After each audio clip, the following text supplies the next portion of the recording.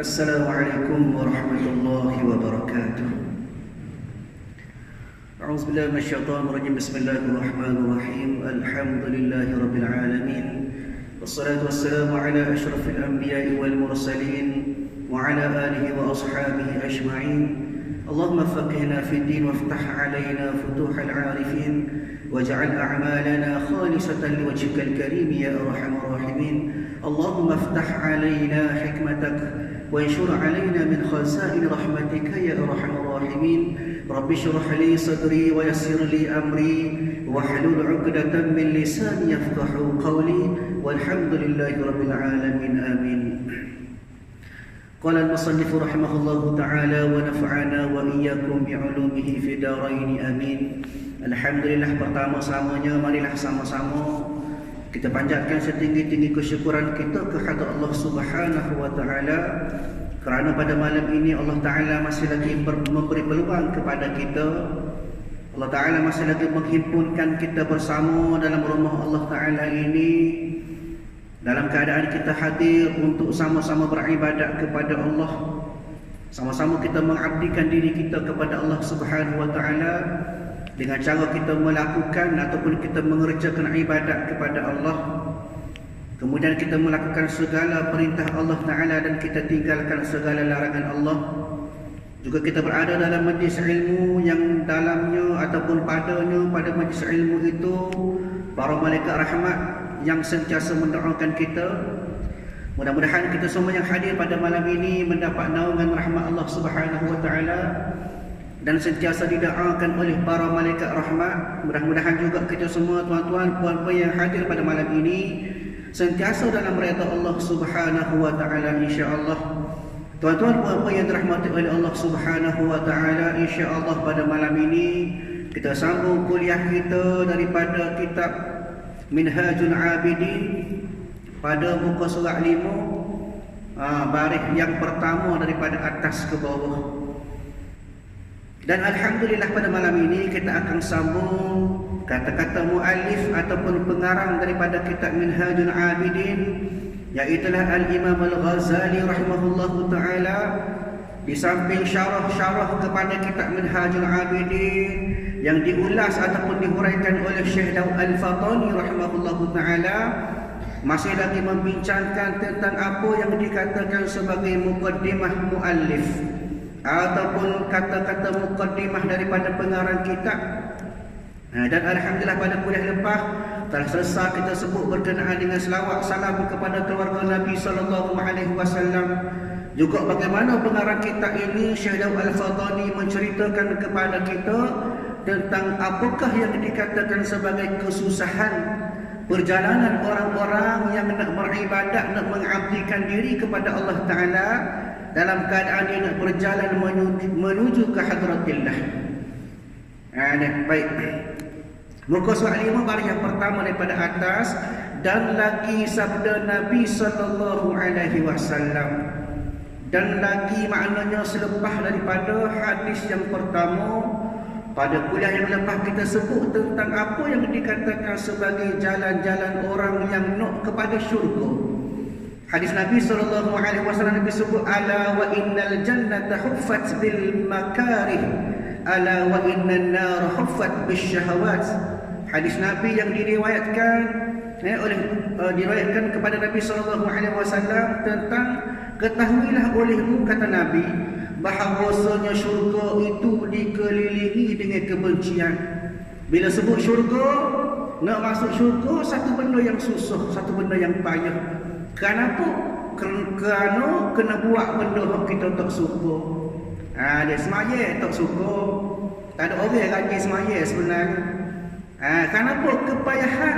Apa yang dikatakan kepayahan ialah thaqilatu 'alan nafs. Kepayahan ataupun kesukaran, susahnya atas nafsu. Dia nafsu duk lawan semacam, aku nak semaya lawan, aku nak semaya marah semaya. Dia tak apalah, lewat-lewat sikit tak apa semaya. Waktu panjang lagi. Dia kita pun Allah tewas kita kepada nafsu, menyebabkan jadi susah kita nak lawan nafsu. Sebab itu jadi payah. Dia maknanya nak masuk syurga kena buat benda yang payah, benda yang menjadi kebencian. Dan ketahuilah olehmu bahawasanya neraka itu dikelilingi dengan keinginan. Makna kata senangnya kita nak masuk neraka, lagu mana cara? Buat hak nafsu tu nak buat. Ni nafsu nak buat kapur-kapur tu je nafsu. Tak payah pertimbang, buat je. Itu tiket nak masuk api neraka, mudah. Kenapa? Kerana nafsu, innan nafsa. Sesungguhnya nafsu itu la ammaratun bisu, beramarah ataupun berkehendak kepada benda jahat. Dia jaga sekali nafsu baik. Ada nafsu baik ni, tapi jaga sangat. Banyaknya nafsu bisu, dia maknanya nak kepada benda-benda jahat, benda-benda hak mengarut. Dia maknanya nak masuk syurga kena lalui jalan yang payah, nak masuk neraka mudah saja, iaitulah kita ikut segala keinginan kita. Dia ala wa innal jannata haznun bi rabwatin. Ini hadis yang kedua. Sebab itu pengarang kita sebut dan lagi sabda Nabi sallallahu alaihi wasallam. Maknanya hadis yang kedua setelah hadis yang pertama yang disebut sebelum ini. Kata Nabi, ala wa innal jannata haznun bi rabwatin, ala wa innan nara sahlun bi syahwatin. Ketahuilah olehmu, oleh siapa? Oleh kita lah. Ni hadis ni ditujukan kepada kita umat Nabi sallallahu alaihi wasallam. Nabi kata kan, Nabi kata mu kena tahu, mu kena faham apa, dan bahawasanya syurga itu duka cita dengan berpanjang-panjangan. Maknanya nak ke syurga ni payah, dalam keadaan sedih tak ada rasa gembira. Kenapa? Kerana kita sentiasa berperang. Dia depan semua. Dan ketahuilah olehmu dan bahawasanya neraka mudah dengan keinginan. Nak masuk neraka, buat nafsu dulu nak buat. Nafsu suat maksiat, buat maksiat. Nafsu suat tinggal ibadat. Maknanya buat ikut segala keinginan, maknanya ikut segala kehendak syahwat kita. Sebab itu kita kena berhati-hati dengan syahwat. Satu benda yang amat-amat berat untuk kita hadapi. Kenapa? Kerana syahwat ini merupakan satu benda yang boleh merosakkan amal ibadat kita. Dia terpaksa berperai semua dengan syahwat, barulah boleh buat amal ibadat dengan baik. Maka di sini pengarang kita ini membawa petikan hadis ini sebagai satu perbandingan kepada kita dua jalan, iaitulah jalan syurga dan juga jalan neraka. Ada bahkan kata ulama rahimahullahu taala, apabila ditanya adakah syurga dan neraka tu sudah ada dah ni, orang kecek dia sebut neraka, syurga ada ke dah ni, maka disyarah ataupun disahihkan oleh para ulama rahimahullahu taala kepada kita. Namun beberapa pendapat di sini, antaranya pendapat Imam Abi Al-Is Al-Hanafi. Bagaimanakah ketika mensyarahkan matan akidah Imam At-Tahawi, dia sebut kerana dia kata para ulama Ahlus Sunnah wal Jamaah telah bersepakat bahawa syurga dan neraka merupakan dua makhluk yang ada dah, yang Allah Ta'ala buat dah. Begitu juga disebut oleh Imam Hazm Al-Andalusi dan juga Imam Sa'aduddin Al-Tahtazani. Dia syarah juga berkenaan dengan syurga dan neraka. Kenapa? Kerana sudah ada dalil yang jelas daripada Allah Ta'ala kepada kita tentang adanya syurga dan neraka. Apa dia? Antaranya disebut pada surah Al-Baqarah. Allah Ta'ala sebut pada ayat yang ke-24, kata Allah Subhanahu wa Ta'ala, fattaqun naral lati waquduhan nas wal hijarah uiddat lil kafirin, kata Allah. Maka peliharalah diri kamu dari api neraka yang bahan-bahannya, bahan bakarannya apa dia? Manusia dan batu-batu. Iaitulah neraka yang disediakan untuk orang-orang kafir. Itu dalil pertama nak ayat bahawasanya neraka tu ada dah. Yang kedua disebut juga dalam surah Ali Imran ayat 133, kata Allah Subhanahu wa Ta'ala, wasari'u ila maghfiratin min rabbikum wa jannatin 'arduhas samawati wal ardu u'iddat lil muttaqin, kata Allah. Segeralah kamu dalam mengerjakan amal-amal yang baik serta mendapat keampunan daripada Allah, dan syurga yang bidangnya seluas langit dan bumi yang disediakan bagi orang-orang bertakwa. Ayat mula-mula tadi sebut tentang neraka, maknanya benda ada. Yang kedua ni pula berkenaan dengan syurga, disediakan kepada orang-orang yang bertakwa, maknanya ada dah juga syurga. Begitu juga surah Al-Hadid disebut juga, yang mana firman Allah Ta'ala dalam Quran, kalau kita belajar bahasa Arab, semuanya digunakan kaedah lafaz fi'lul madhi. Ini kalau budak sekolah Arab dia tahu, dia belajar. Fi'lul madhi menunjukkan benda tu sudah berlaku. Makna kata segala dalil-dalil tentang syurga dan neraka yang ada dalam Quran itu semua menunjukkan peristiwa yang lepas. Maknanya membuktikan bahawa syurga dan neraka sudah ada. Sebab itulah tuan-tuan yang dirahmati oleh Allah Subhanahu Wa Taala, nak kepada kita bersedia dan kita tunggu apakah yang dikatakan sebagai gambaran-gambaran jalan-jalan yang dibawa oleh para ulama, supaya kita sendiri berhak untuk menilai di manakah tempat kita hendak pergi. Sebagaimana hadis Nabi sebut tadi, adakah syurga ataupun neraka.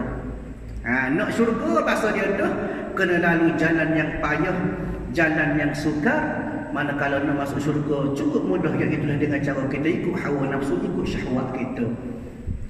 Di mana kita sendiri berhak untuk nilai, untuk pilih di manakah tempat kita bakal berada. Cuma kita kena ingat, syurga itu balasan yang teramat-amat baik. Syurga ni satu benda, satu tempat hak pakak diimpikan oleh makhluk, terutama manusia lah. Ni kata Allah Subhanahu Wa Taala kehebatan syurga, antaranya Allah Taala sebut dalam surah Al-Insan, muttaqiina fiha 'alal araik la yarawna fiha syamsan wala zamharira, kata Allah. Mereka-mereka iaitulah ahli syurga berehat dalam syurga dengan berbaring di atas pelamin-pelamin yang comel, yang berhias. Ini kelebihan orang boleh masuk syurga. Mereka tidak nampak di situ adanya matahari, tak berasa panas. Duduk dalam syurga tak berasa panas, dan tidak juga merasa suasana yang terlalu sejuk. Itu hebat orang dalam syurga. Dia begitu juga banyak lagi dalil-dalil menceritakan nikmat syurga kepada kita sebagai satu cara nak suruh kita ni jadi rajin buat amal.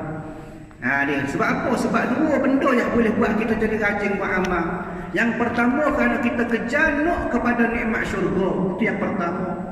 Yang kedua, iaitulah kita buat amal kerana kita takut kepada api neraka. Dan kita sedia maklum neraka merupakan pembalasan yang teramat-amat dahsyat kepada kita. Bahkan banyak dalil-dalil yang menyatakan kepada kita tentang dahsyatnya siksaan api neraka kepada kita. Antaranya disebut oleh Ibnu Al-Mubarak.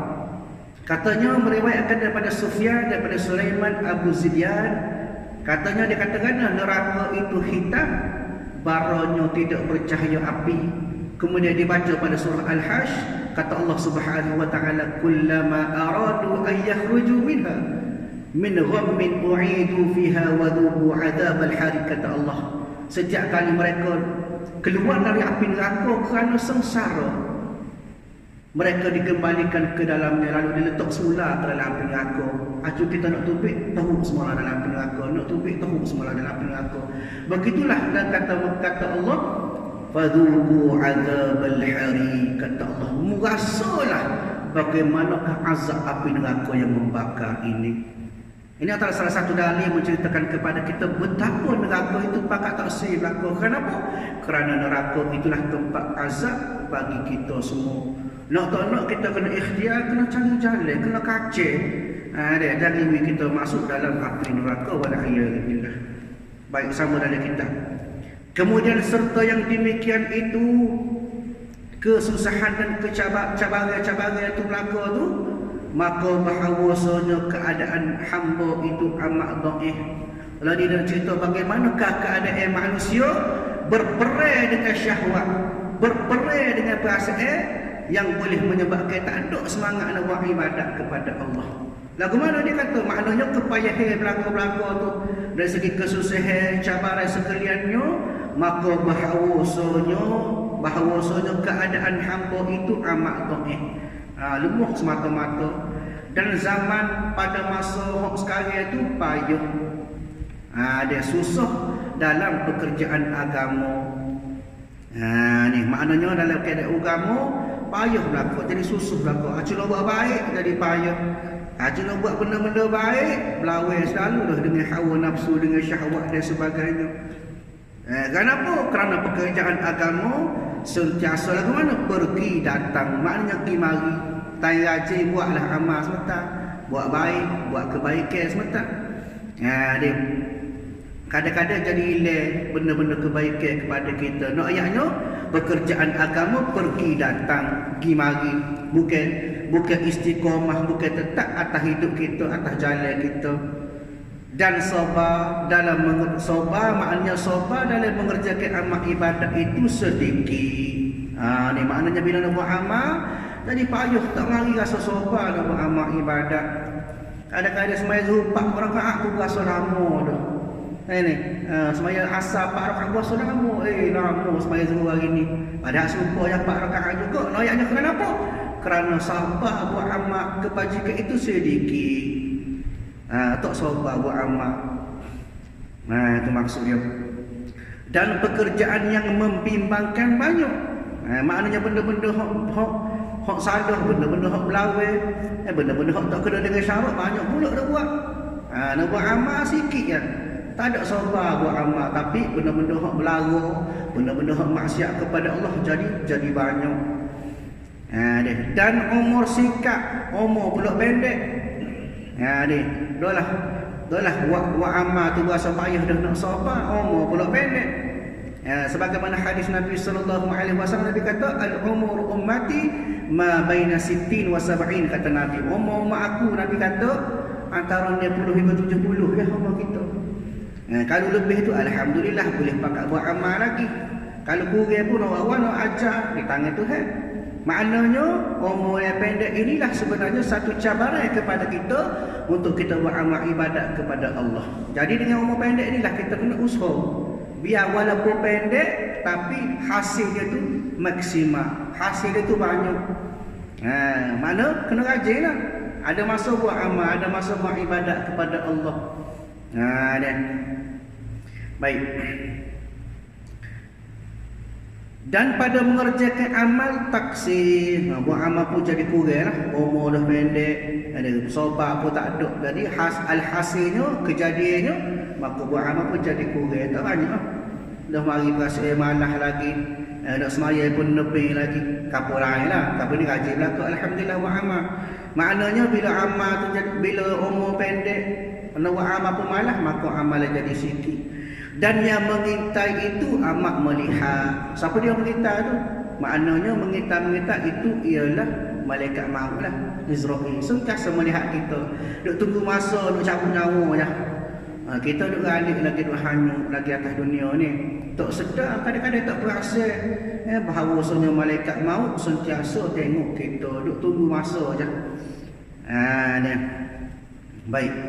Dan ajalnya, maknanya ajal seseorang itu hampir dekat. Ajal ni lah dekat. Ajal dekat. Bahkan kata Imam Al-Ghazali rahimahullah ta'ala, gapa dia yang paling dekat dengan kita? Maka Imam Al-Ghazali jawab, ajal kita sentiasa dekat. Hak paling jauh ialah benda-benda hak lepas. Tak kelik dah. Benda hak lepas, masa kita hak lepas dah, tak boleh nak balik semula dah. Hak itu biar, maknanya ajal kita sentiasa dekat dengan kita. Dan perjalanan jauh. Perjalanannya jauh, makna perjalanan mana tu? Perjalanan pada hari akhirat. Hak tu jauh. Fal akhiratu khairun wa abqa. Sesungguhnya akhirat itu lebih baik dan lebih kekal abadi. Sampai bila-bila. Kita dah ada dia sebentar, apabila lama 60-70 tahun tak ada kita. Tapi akhirat tiada penghujungnya. Dia susu bila-bila masuk syurga. Sampai kepada penamat kita syurga dan neraka. Di situlah satu keadaan kita sudah capai kepada matlamat kita, walaupun bukan kesudahan kita. Nak biar kita sampai kepada matlamat yang ditujulah. Kita nak impi-impikan. Di maknanya perjalanan pada hari akhirat itu jauh. Baik. Dan taat ialah bekal. Maknanya taat itu adalah bekal untuk hari akhirat kita tu, untuk perjalanan kita tu. Ad-dunya mazra'atul akhirah. Dunia ni tempat kita cari bekal untuk kita menuju hari akhirat. Hak mana kita nak pakai hasil hari akhirat, kita kena usaha atas dunia. Bukan usaha nak mati baru bila kita mati baru nak usaha dah. Dekat-dekat nak mati baru usaha dah, nampak kuranglah cari pahala kita. Maknanya daripada awal lagi kita kena usaha untuk kita menyediakan bekal-bekal hak kita nak bawa masa kita hari akhirat nanti. Di maknanya bekal ialah taat. Bagaimanakah kita taat kepada Allah Taala? Ni. Dan tidak dapat tiada daripadanya. Tidak dapat tiada mana mesti dah. Pokok mana pun kena bawa bekal kita. Masing-masing orang berbeza bekal. Ada orang tu dia bibik seguling nak bekal dia nak menghadap Allah Taala. Ada orang tu usung atas kepala. Ada orang tu erik susah. Ada setengah tu bibik sikit pahala dia nak menghadap Allah Taala. Di maknanya berbeza. Dia orang-orang yang percaya ialah orang-orang yang dapat berbekal menghadap Allah Subhanahu Wa Taala. Dan ialah luput daripadanya, maknanya hak lepas dah, maka tiada yang membalikkan, makna tak ada hak boleh klik semula. Hak lepas dah, hak luput, hak lepas dah, maka tak boleh klik semula dah. Dia tak klik semula dah. Hak lepas tu biar lepas. Takkan kembali, maknanya tak boleh dah kendu semula ke masa belakang. Maka barang siapa mendapat dengan dia, maknanya barang siapa dapat buat ibadat pada masa yang lepas, maka sesungguhnya telah kemenangan dan bahagia selama-lamanya. Butung. Orang yang dia buat amal ibadat pada masa yang lepas, butung. Kenapa hak lepas tak boleh dah masa kita? Nak kita kena teruskan perjalanan kita. Hak mana boleh buat amal, boleh buat ibadat kepada Allah dengan tempoh masa hak ada, maka dia daripada kalangan orang yang beruntung dan bahagia selama-lamanya. Saadah dalam keadaan bahagia selama-lama, dan semasa-masa berkekalan. Maknanya setiap masa abadan abidina, sampai bila-bila dia rasa bahagia. Kenapa? Kerana masa Allah Taala beri kepada sebelum ini, dia boleh guna sebaiknya untuk dia menyediakan bekal menghadap Allah Taala dengan cara dia buat ibadat kepada Allah. Maka kita lepas pada habis masa tak boleh nak menyesal. Hak kita boleh hukumnya bulan. Guna masa yang ada, masa-masa yang ada ni kita guna buat amal ibadat, barulah kita tergolong daripada golongan orang-orang yang rugi. Dan barang siapa yang luput akan dia, maknanya barang siapa yang terlepas daripada masa-masa dia yang sebelum itu dia buat ibadat, maka demikian itu sesungguhnya telah rugi, serta orang yang rugi dan binasa, serta orang yang binasa, maka jadilah kebinasaan ini. Nak ayatnya orang yang terlepas menggunakan masa yang ada dah tu, maka dia dalam kalangan orang-orang yang rugi. Tak boleh nak menyesal. Kita menyesal lagu mana pun terkelik semula di masa kita yang lepas tu. Maknanya dalam keadaan rugi, menyesal tu tak ada guna tu. Maka kena guna masa yang ada untuk kita, supaya kita tidak menyesal pada hari kemudian. Baik. Itu naik bahawasanya pentingnya kita buat amal ibadat kepada Allah Ta'ala dengan masa kita yang ada. Ibadat ni kena buat tak? Kena. Ibadat sebagai hakikat ubudiyah. Ibadat sebagai satu cara kita sebagai seorang hamba. Kita dah, kerana kita Allah Ta'ala buat kita ni sebab illa liya'budun. Wa ma khalaqtul jinna wal insa illa liya'budun, kata Allah. Maka kita kena illa liya'budun. Allah Ta'ala kata kecuali menjadi hamba kepada aku. Wa ma khalaqtul jinna wal insa, tidak aku jadikan manusia dan jin itu illa liya'budun, kecuali mengabdikan diri kepada aku, kata Allah.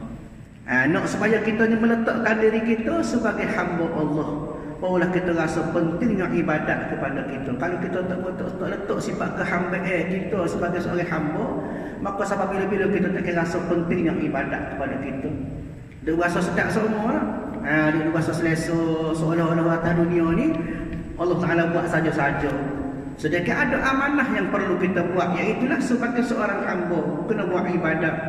Bagaimana Allah Subhanahu Wa Ta'ala sebut pada surah Al-Baqarah, Allah Ta'ala kata gano, ya ayuhan nasu ubudu rabbakumul ladzi khalaqakum walladzina min qablikum la'allakum tattaqun, kata Allah.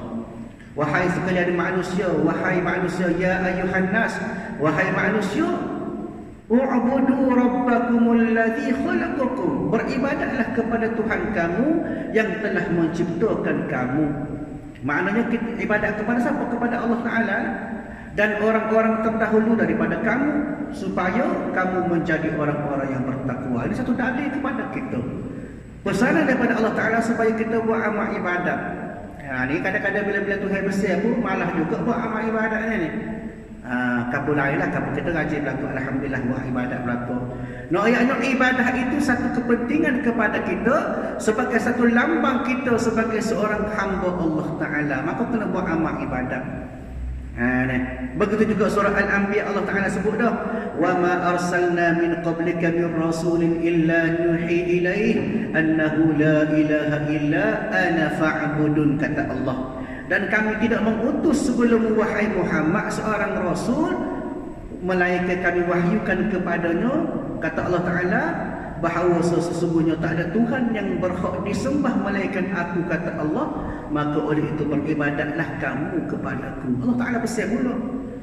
Ada sahaja ayat-ayat ataupun dalil-dalil banyak Allah Taala bagi pada kita supaya kita buat amal ibadat. Kita bila mana kita terpeher maknanya selagi itulah kita jadi malas buat amal ibadat. Sebab itulah tuan-tuan yang dirahmati oleh Allah Subhanahu Wa Taala, kita kena ada cara dia. Bahkan kata ulama rahimahullahu taala, cara kita nak suruh rajin buat amal ibadat. Apa dia? Ada 3 cara. Yang pertama, bila kita nak buat amal ibadat, kita kena faham apa ibadat kita nak buat. Kita baca fadilat kelebihan orang buat amal ibadat. Contohnya orang semaya, apa kelebihan orang semaya? Kita faham apakah ibadat semaya yang sebenar. Bila kita faham, kita sudah jiwai benda tu, maka kita jadi rajin buat amal ibadat, rajin semaya. Itu yang pertama. Yang kedua, kata ulama, benda kebaikan dia tidak akan masuk dengan benda kejahatan. Apa dia maksudnya? Di situ kita nak buat baik, dalam masa sama kita cuba buai benda-benda yang jahat. Buai dosa kita, cuci dosa, buai segala maksiat, bersihkan hati kita, barulah kebaikan itu kekal dalam diri kita, jadi rajin. Itu yang kedua. Yang ketiga, para ulama sebut kepada kita bagaimanakah cara kita nak jadi rajin buat amal ibadat. Iaitulah ada kedua, ada ikuti kita. Makna kata kita kena rajin saing dengan orang rajin buat amal ibadat, kena saing orang ahli ibadat, kena saing dengan orang rajin buat perkara-perkara kebaikan. Barulah jiwa kita tu diajar, maknanya kita jadi satu contoh kepada benda tu untuk kita rajin buat amal ibadat. Itu cara dia. Begitu juga banyak lagi cara-cara lain, tapi noyaknya pokok mana pun kita kena ikhtiar biar kita ni termasuk dalam kalangan orang yang buat amal ibadat. Kenapa? Kerana amal ibadat itulah merupakan bekal kita, sebagai satu bekal kita nak menghadap Allah Taala pada hari akhirat nanti, insya-Allah. Tuan-tuan apa yang dirahmati oleh Allah Subhanahu Wa Taala, kita sambung lagi dalam kitab. Tiba-tiba demi Allah penyakit yang amat sukar dan yang ditakutinya amat besar. Dan kenapa dikatakan sebagai kepayahan itu satu penyakit yang besar? Kerana yang demikian itu maknanya jalan untuk buat amal ibadat itu, kata pengarang kita itu, sedikit orang yang menyahaja akan jalan ini. Berapa orang ya? Orang yang betul-betul rajin buat amal ibadat, orang betul-betul ikhlas buat amal ibadat, orang betul-betul tekad dalam hati dia nak buat amal ibadat. Dan sedikit dan terlebih kuranglah daripada orang yang mengkosak dia dan orang yang menjalan akan dia. Berapa orang sahaja yang meletakkan kosak dia, maknanya kehendak hati dia betul-betul dalam hati dia, aku nak buat amal ibadat kerana Allah, aku nak buat amal ibadat kerana aku nak seorang hamba. Berapa orang saja boleh kira maknanya. Dia jaga-jaga saja. Kemudian maka sangat sedikit daripada orang yang berjalan yang sampaikan kepada maksudnya. Maknanya berapa orang yang boleh buat amal betul-betul hingga ke dia sampai kepada kehendak dia. Apa dia kehendak dia? Iaitulah Allah Ta'ala. Boleh buat amal ibadat dalam keadaan hati dia itu hanya nak kepada Allah Ta'ala. Segala ibadat dia tujukan kepada Allah semata-mata. Berapa orang ya? Ni. Dan berjumpa bagi matlubnya, maknanya boleh berjumpa dengan Allah Ta'ala, hati dia tu sampai kepada Allah Ta'ala. Dia semaya tu dalam keadaan hati dia, jiwa dia, perasaan dia betul-betul menghadap Allah Ta'ala. Ni kita kadang-kadang kat takbir tu lain dah hati kita, jiwa kita, perasaan kita rata duki. Di kapur lain lah, kapur ni alhamdulillah khusyuk belaka. Tapi noyaknya begitulah satu keadaan di mana bila orang itu khusyuk, bila orang itu semaya kerana Allah, maka dia akan jadi ikhlas dalam segala perbuatan ibadat dia. Hak tu nak boleh kau tu payah. Tapi kita kena usaha, kena ikhtiar supaya apa? supaya benda ni kita sampai kepada hajat kita, iaitu kita buat amal ibadah semata-mata kepada Allah Ta'ala. Dan mereka yang terjumpa itu yang kuat pada agama yang dipilih akan mereka itu oleh Allah Subhanahu Wa Ta'ala. Maknanya orang yang terpilih sahaja Allah Ta'ala pilih itu, bukan sebarang orang. Maknanya kalangan-kalangan ramai-ramai tu hanya beberapa yang Allah Ta'ala pilih. Kenapa? Berdasarkan kepada bagaimanakah sifat pengabdian dia dalam ibadat dia kepada Allah Ta'ala. Untuk apa? Bagi makrifat akan dia. Maknanya untuk dia kenal Allah Ta'ala sebetul-betul. Bila buat amal ibadat, hati dia akan rasa kenal dengan Allah Ta'ala, sentiasa rindu kepada Allah Ta'ala. Bila tinggal semaya rasa menyesal, Allah menangis kan? Kadang-kadang apa? Kerana tertinggal buat ibadat. Kurang sikit buat amal ibadat, rasa sedih sekali. Kita serupa ya, ibadat banyak kau kurang kau serupa ya. Kenapa? Kerana tidak ada rasa kita serupa sebagaimana orang-orang yang ahli ibadat yang semaya beribadat kepada Allah semata-mata.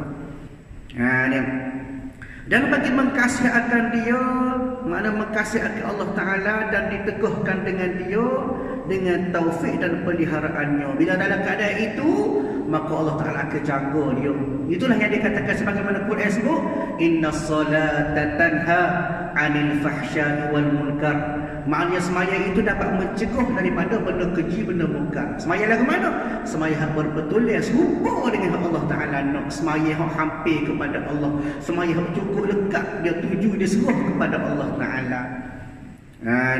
Kemudian disampaikan akan mereka itu dengan kurnianya kepada redha dan syurganya. Makna dalam keadaan itu satu keadaan di mana Allah Ta'ala redha dah. Buat amal Allah Ta'ala redha, buat baik Allah Ta'ala redha. Kenapa? Kerana dia tu dalam keadaan jiwa dia tu sudah qaribun ila Allah, dekat dengan Allah Ta'ala.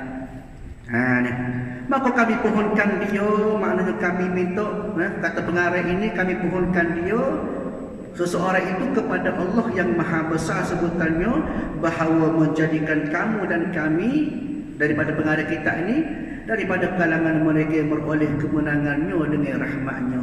Mana bila sampai tahap ini, maka tidak ada lainlah kecuali kita berdoa supaya kita semua bersama pengarang, bersama orang yang beramal ibadat kepada Allah dalam keadaan beroleh kemenangan dengan rahmat Allah Ta'ala. Apakah yang dikatakan dengan kemenangan itu? Maknanya kemenangan di sisi Allah Ta'ala. Benar kenapa? Kerana sudah dapat redha daripada Allah Ta'ala, kerana sudah dapat kasih sayang daripada Allah Ta'ala. Dia benar dengan rahmat Allah Ta'ala. Mana dengan rahmat sifat Allah Ta'ala itulah menyebabkan kita semua orang-orang yang menang itu dalam keadaan sentiasa dekat dengan Allah Ta'ala, dengan ibadat dia, dengan perasaan dia, dengan jiwa kehidupan dia, segala-galanya itu dekat dengan Allah Ta'ala.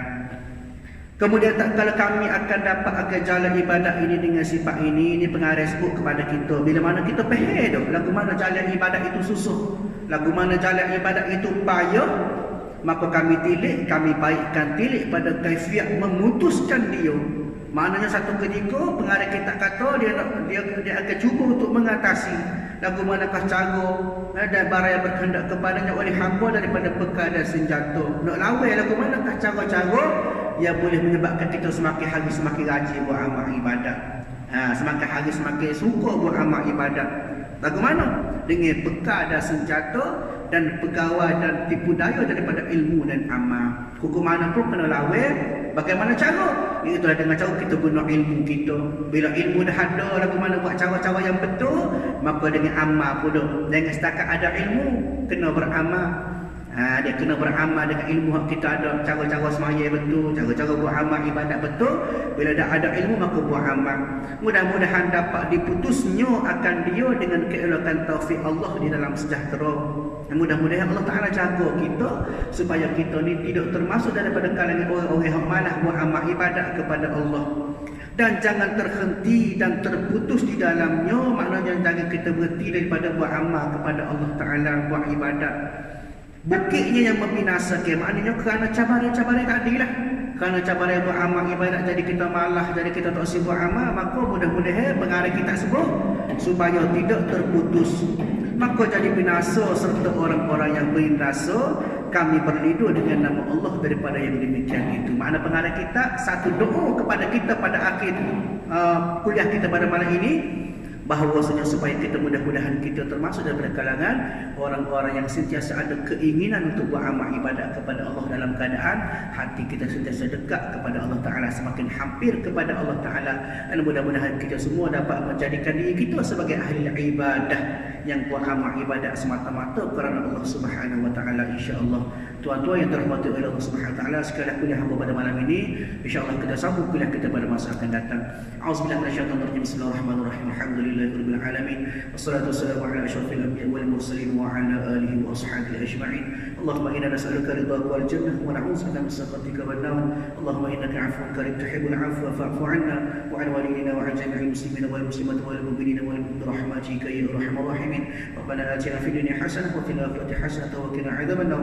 Wassallallahu ala sayyidina Muhammad wa ala alihi wa ashabihi ajma'in. Walhamdulillahirabbil alamin. Assalamualaikum warahmatullahi wabarakatuh.